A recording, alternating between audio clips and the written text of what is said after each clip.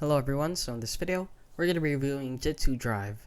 So if you don't know what this is, it is basically an app that will let you use your own service as a delivery service.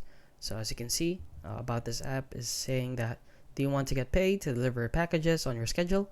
Are you looking to make money or earn a side income using your sedan, minivan, or SUV? Do you want to deliver blah blah blah? Jitsu lets you find a paid package delivery route in your area.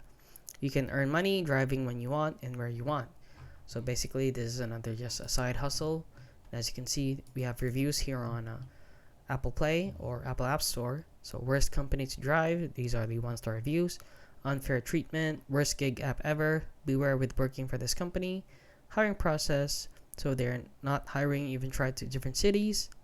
Money isn't added up, unprofessional, unorganized, and don't hold your breath waiting. So basically, the app right now isn't pretty good.